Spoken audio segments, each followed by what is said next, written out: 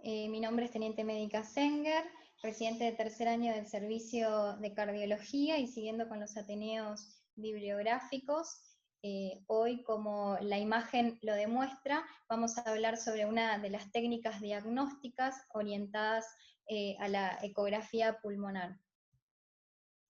Durante muchos años, previo a la década del 90, se creyó que la ecografía pulmonar no jugaba un rol tan importante en el examen, principalmente durante la emergencia en los pacientes. Incluso tampoco se la tenía en cuenta en el rol que tenía este estudio diagnóstico en la cardiología misma. Se creía que esta exploración ecográfica no era posible, ya que principalmente tiene limitaciones, como ser los pulmones son órganos que están absolutamente llenos de aire y también rodeados por una caja torácica, que eso brinda barreras acústicas muy importantes. Entonces fue generando en algunos médicos, principalmente los que estaban orientados hacia el área de la emergencia, en ver qué rol podía tener este estudio en poder ayudar a hacer diagnóstico en las principales patologías que se presentan en este ámbito. Y es así que la ecografía pulmonar fue creciendo a partir de la década de los 90 como una técnica diagnóstica que fue desarrollada en muchos lugares del mundo. Los principales referentes de la ecografía pulmonar fueron los doctores Lichtenstein, Volpilli y Picano, entre otros muchos que desde su lugar del mundo fueron incorporando y haciendo crecer a este método. Y principalmente lo vieron como uno de los métodos para brindar ayuda en la práctica cotidiana. Y es así que esta ecografía pulmonar ha impactado en diversas especialidades, tanto médicas y quirúrgicas, y la cardiología no se ha quedado afuera de esta aplicación, principalmente porque la ecografía es una técnica no invasiva, es rápida, bedside significa que se puede hacer al costado de la cama del paciente, económica y muy accesible.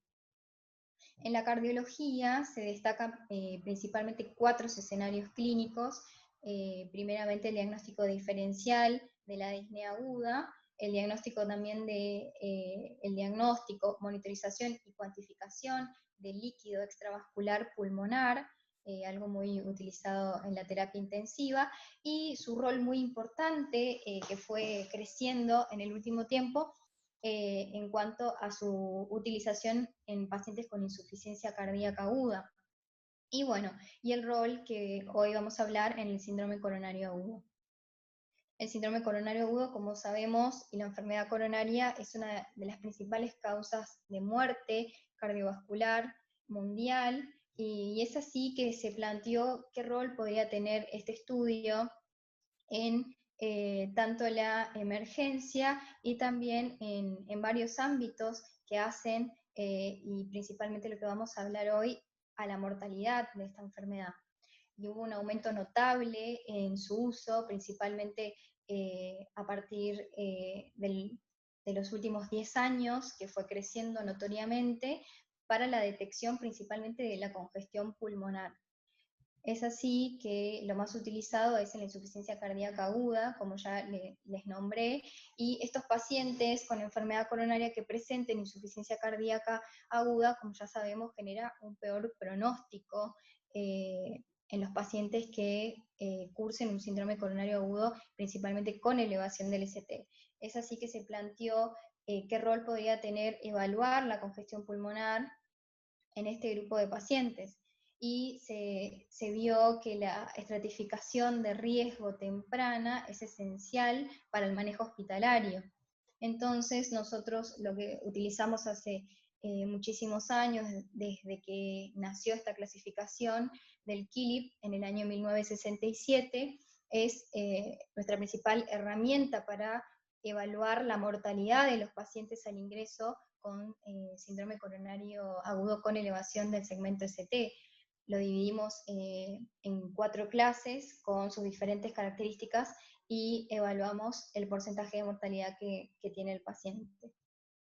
Y bueno, en base a esto, a modo de introducción, les voy a presentar este estudio que es muy reciente, que fue presentado en la revista Circulation ahora el 14 de junio de este año, y nos habla principalmente de la realización de la ecografía pulmonar bedside, es decir, junto a la cama del paciente durante su ingreso, qué rol puede cumplir en la reclasificación de la predicción de mortalidad en pacientes con síndrome coronario con elevación del ST.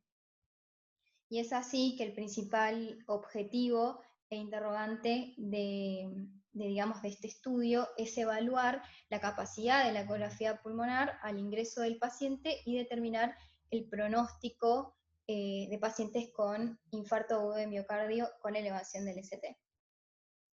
El diseño del estudio fue un estudio prospectivo que incluyó 247 pacientes, fue realizado en Brasil, en un hospital universitario del sur de Brasil, fue aprobado por el Comité de Ética de esa institución y realizado entre los meses de abril de 2018 y junio de 2019. Los principales criterios de inclusión de este estudio fueron pacientes adultos mayores de 18 años que tenían sospecha de infarto agudo de miocardio con elevación del segmento ST, pacientes con dolor torácico típico y alteraciones en el electrocardiograma como elevación del segmento ST o otras anormalidades que podrían, digamos, pensar que el paciente pudiera presentar un síndrome coronario, ¿sí? Y los criterios de exclusión fueron la ausencia de la clasificación de Killip-Kimball o la realización de ecografía pulmonar antes de la angioplastía y pacientes que tengan infarto de miocardio con coronarias normales. Otras características del estudio fueron que todos los pacientes han firmado el consentimiento informado antes de ingresar al mismo, se tomaron muestras de laboratorio al ingreso para realizar tanto pruebas generales de rutina y además se agregó a esta prueba de rutina la realización de NT-proBNP. Los pacientes fueron tratados con una terapia médica óptima para el infarto agudo de miocardio con elevación del ST y la estrategia para, digamos, hacer tratamiento de estos pacientes fue la angioplastía. Y esta angioplastía fue realizada a discreción del operador. Quiere decir que las técnicas realizadas no fueron evaluadas en el estudio, sino que cada operador lo iba realizando según el paciente. Y la ecografía pulmonar se realizó dentro de las 48 horas del ingreso. Para hablar de la clasificación del Killip y la ecografía pulmonar, que es la asociación y combinación que estamos hablando en este estudio, ¿cómo hicieron para evaluar la clasificación de Killip? El Killip fue proporcionado por el cardiólogo de la guardia durante la evaluación inicial. Quiere decir que la mayoría de los pacientes, durante su ingreso a la guardia, donde comentaban su motivo de consulta, ahí el médico realizaba la clasificación de Killip y no era el mismo médico que operaba y realizaba la ecografía pulmonar. En este estudio en particular, que es un estudio muy chico, los operadores que realizaban ecografía pulmonar eran básicamente 3 médicos y la ecografía era realizada en el laboratorio de hemodinamia inmediatamente antes de la angioplastía, es decir, durante la urgencia. Si nos ponemos a pensar, por ahí decimos, bueno, lo más importante es, en un contexto de un infarto agudo de miocardio con elevación del ST, angioplastear lo antes posible al paciente. ¿Qué beneficio me puede traer realizar un estudio ecográfico antes de este procedimiento? Y es así que por eso se implementó la realización del estudio en la camilla de hemodinamia y ahora van a ver con características específicas. La ecografía pulmonar se realizó principalmente dividiendo el tórax del paciente en 8 zonas. Como sabemos, la ecografía pulmonar se puede realizar, digamos, con múltiples ventanas ecográficas que van desde 24 ¿sí? Hasta las más simplificadas que son de 8 y las ultra simplificadas que son de 4 ventanas que principalmente se usan durante la realización de ecoestrés. En este caso se eligió dividir al tórax en 8 zonas, ¿sí? Que sean tanto anterior y lateral, principalmente bilateral, ¿sí? Y se exploró cada zona una única vez. Se evaluó la variabilidad interobservador. Esto es algo muy importante, como les dije, fueron 3 profesionales médicos que hacían este estudio y se fue evaluando en los primeros 30 pacientes si esta variabilidad interobservador cambiaba mucho o si difería, ¿sí? Y lo que se vio es que no hubo gran variabilidad interobservador, teniendo en cuenta que únicamente se exploraba cada zona una sola vez. Y en ningún momento se evaluó la presencia o no de derrame pleural. ¿Cómo decían que una zona era positiva? Se llamó zona positiva si tenía 3 o más líneas B presentes. Entonces, de estas 8 zonas, que eran 4 del lado izquierdo y 4 del lado derecho, anterior y lateral, ¿sí? Por cada zona se decía que una zona era positiva si tenía 3 o más líneas B presentes. El tiempo del examen, que esto es algo que por ahí genera mucho interrogante cuando uno dice cómo llevaron a cabo el estudio, el tiempo del examen no excedía los 3 minutos. Entonces, en la camilla de hemodinamia, con un equipo de ecografía, en 3 minutos podrían evaluar si el paciente tenía algún grado de congestión pulmonar, dividiendo estas zonas y viendo si tenían líneas B. Y no influyó en ningún momento sobre el tiempo puerta-balón. Esto era por ahí de lo que les estaba hablando, que son las áreas de insonación en el tórax. Es habitual que se describan distintos protocolos desde el origen de la ecografía pulmonar y, como yo les decía, desde 28 a 4, que es la ultra simplificada, y en este caso se eligieron 8 como por ahí algo intermedio para ser más rápido, digamos, ¿sí? Y bueno, siempre teniendo en cuenta que la exploración de cada región debía realizarse con técnicas específicas, ecográficas, siempre teniendo el transductor dirigido hacia la cabeza del paciente y tratando de realizar lo más rápido posible dentro de los 3 minutos. ¿Y qué vieron? ¿Cómo dividieron a los patrones de la ecografía pulmonar? Se dividió en un patrón normal o pulmón seco y aireado, en el que principalmente se veían las líneas pleurales, la línea pleural y las líneas A, que eran normales, ambas, como sabemos, son horizontales, ¿sí? La línea pleural y las líneas A, y las características de la línea pleural, que es hiperecogénica, una línea muy delgada, lisa, homogénea, ¿sí? Y las líneas A, que son equidistantes entre sí, que son paralelas a la línea pleural. Y lo que se evaluó entonces es el patrón normal o pulmón seco cuando veía estas dos características, ¿sí? La línea pleural y las líneas A. Y se decía que todas estas zonas eran negativas para congestión cuando se presentaban con estas características. Y el otro patrón fue un patrón intersticial o patrón de pulmón húmedo, en el que se veían líneas B con desaparición de las líneas A, ¿sí? Y al menos debería tener una zona con líneas B, 3 o más, para decir que es una zona positiva, ¿sí? Y bueno, y es así que vamos a hablar de la clasificación de Luch, que es la combinación de la ecografía pulmonar y de la evaluación del Philip-Kimball en el riesgo de la mortalidad en pacientes con síndrome coronario con elevación del ST.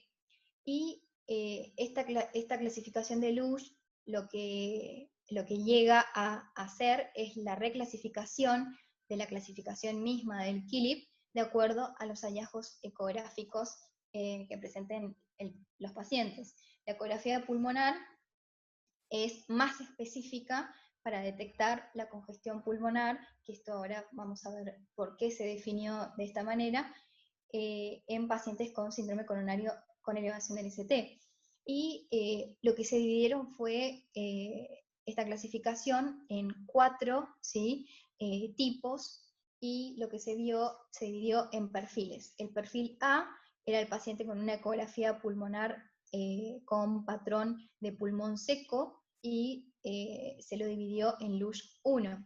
Y los pacientes que tenían un grado leve, ¿sí? Un grado leve, digamos, de un perfil B, en el cual se evidenciaban 1 a 3 zonas, ¿sí?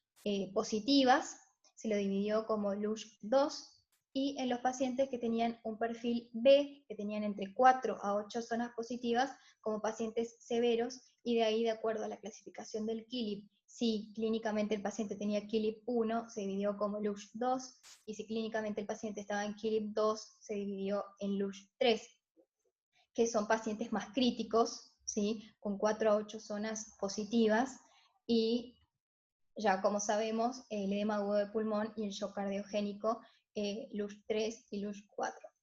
Principalmente, este estudio lo que se vio fue que llegó a reclasificar al KILIP, principalmente de KILIP 1 a KILIP 3. No se ha modificado mucho lo que es shock cardiogénico, ya que las características del shock tanto clínicas como ecográficas, eran muy coincidentes.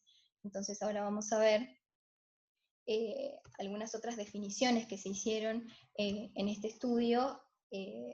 Definieron procedimiento exitoso, definieron no reflow y definieron embolización distal. Todas características muy específicas de lo que se hace en hemodinamia, ¿sí? Definieron procedimiento exitoso en pacientes que tenían flujo TIMI final 2 o 3 y estenosis residual menor del 30% de la arteria culpable.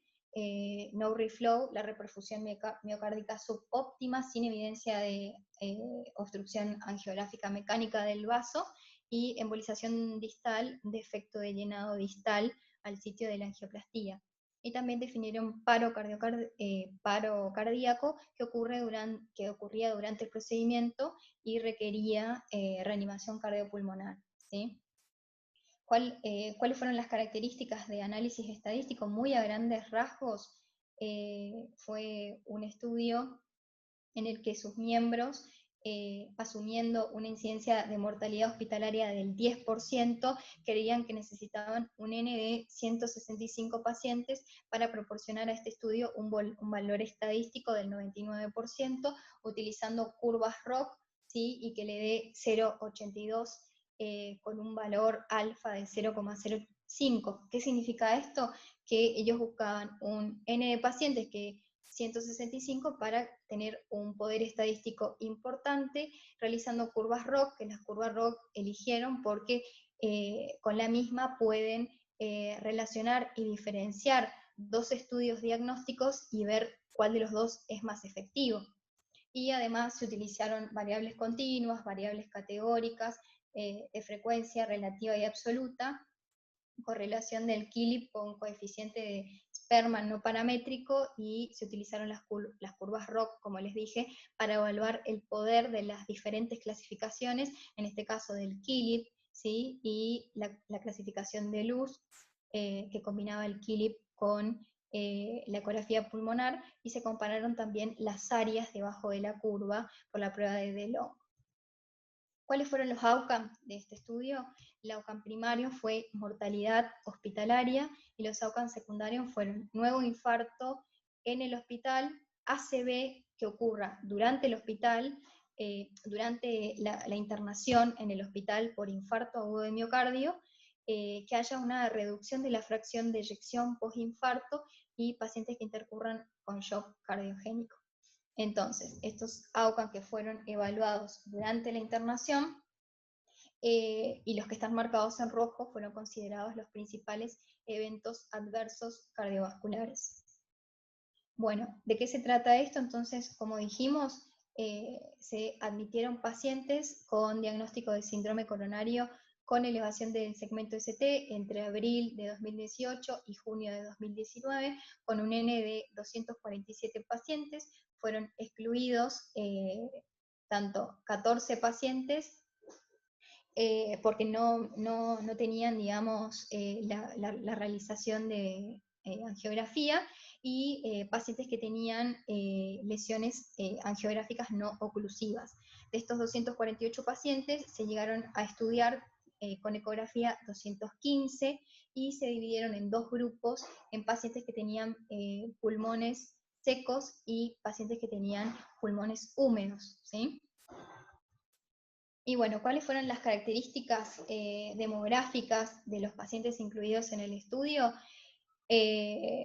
Bueno, principalmente la edad de los pacientes en promedio fue de 61 años en general, ¿sí? La mayoría era de sexo masculino, el 70% eran hipertensos, casi el 30% diabéticos.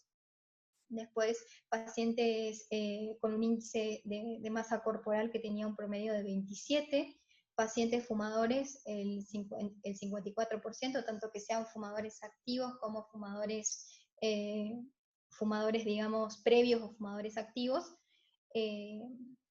pacientes que estén utilizando aspirina, pacientes que hayan tenido infarto previo, pacientes con accidente isquémico transitorio o accidente o ACV previo, pacientes con insuficiencia cardíaca, con EPOC y con enfermedad renal, principalmente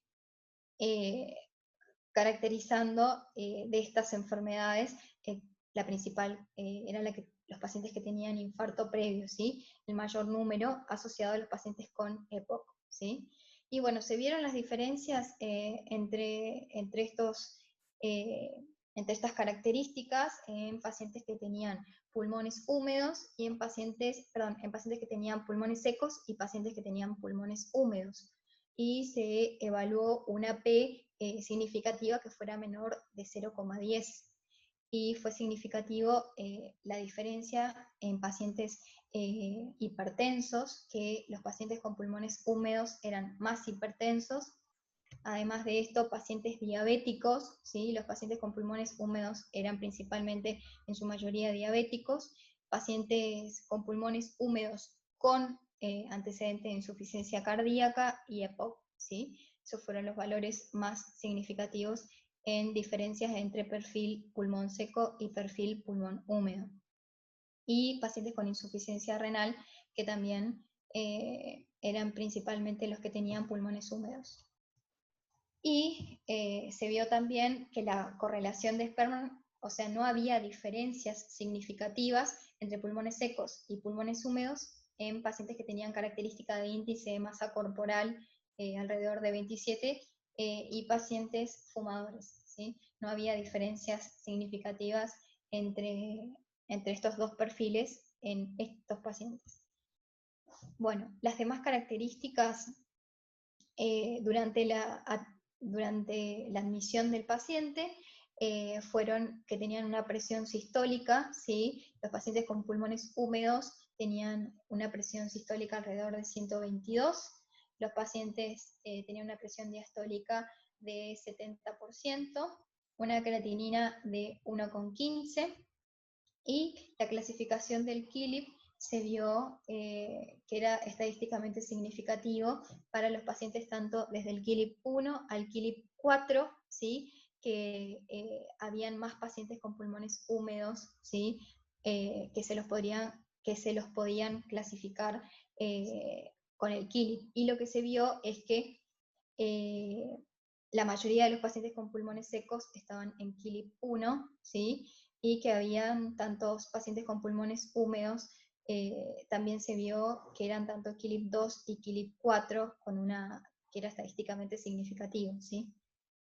Y también se evaluaron los scores de riesgo, tanto el TIMI score, el GRACE y los valores de NT-proBNP, y se vieron que en los pacientes con pulmones húmedos estos scores eran mayores y el valor de NT-proBNP también era mayor a diferencia de los pacientes con pulmones secos.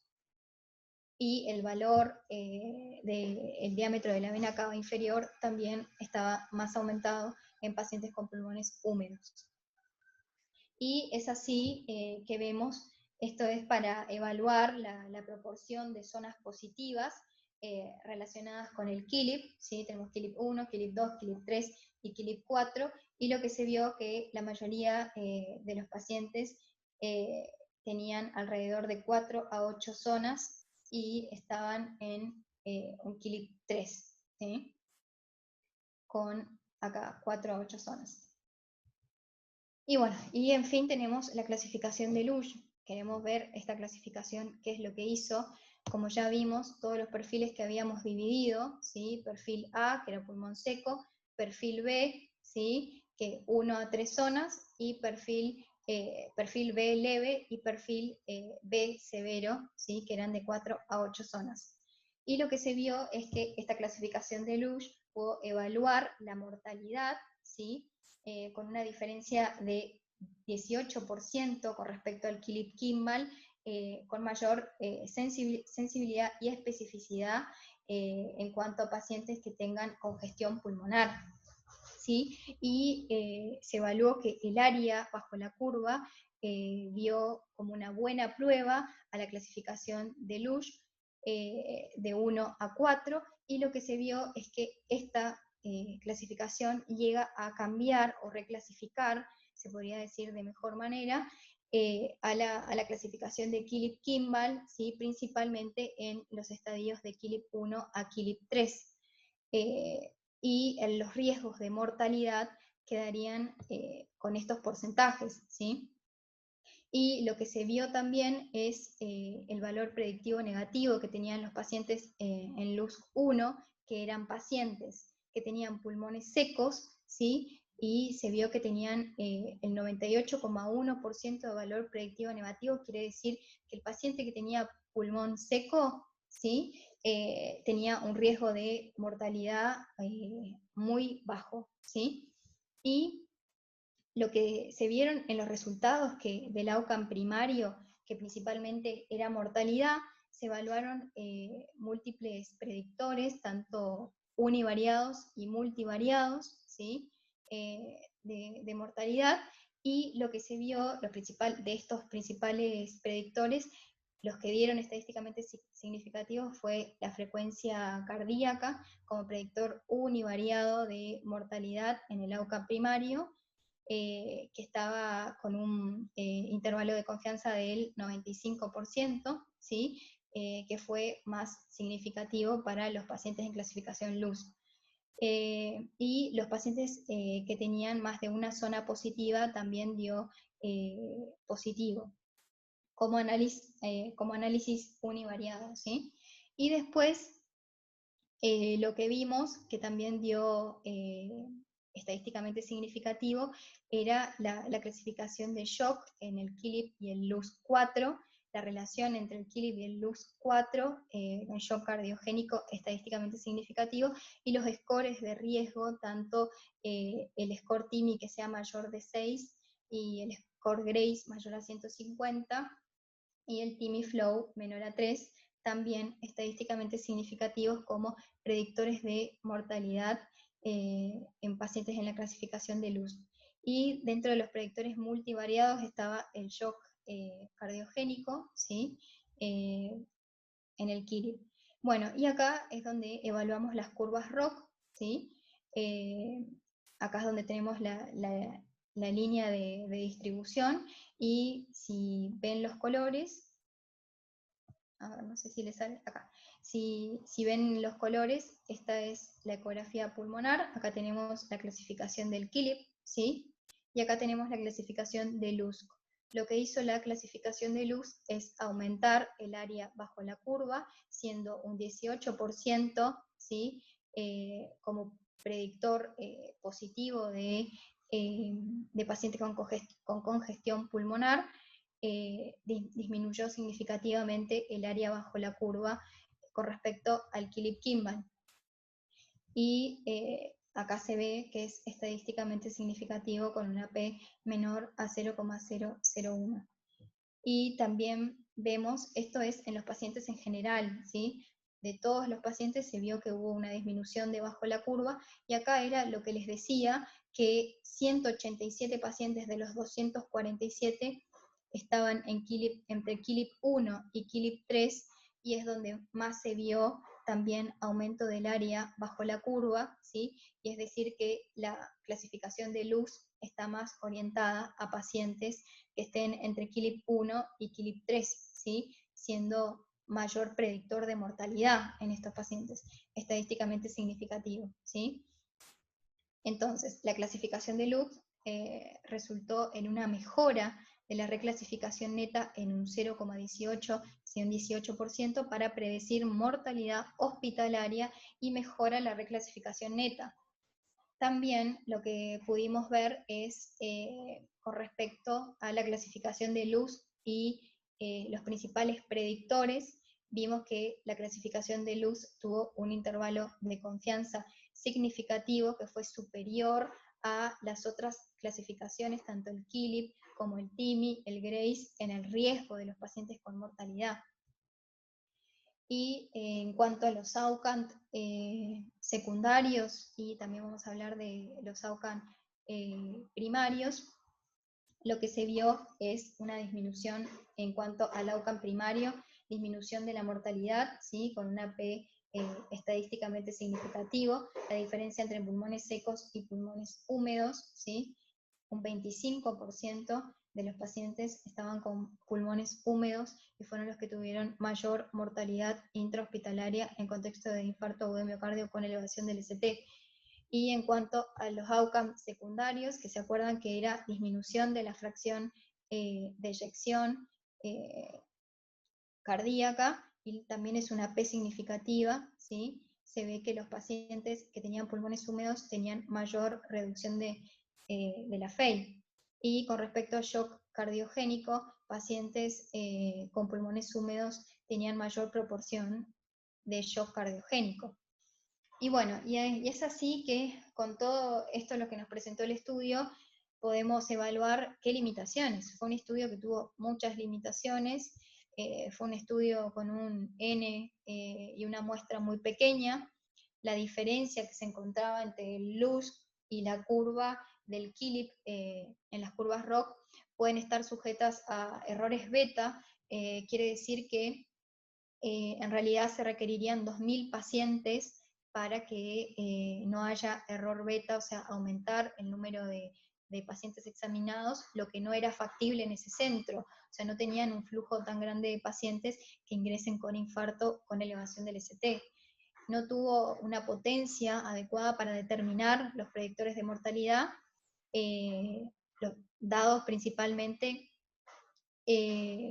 tanto obtenidos en análisis univariado y multivariado. Básicamente la potencia no fue buena y los pacientes con condiciones que se saben que aumentan las líneas B no fueron, acá no es incluidos, sino que excluidos del estudio, que son pacientes con enfermedad pulmonar intersticial, pacientes en diálisis, o sea, no se tuvo en cuenta todas las enfermedades que también pueden dar un número importante de líneas B.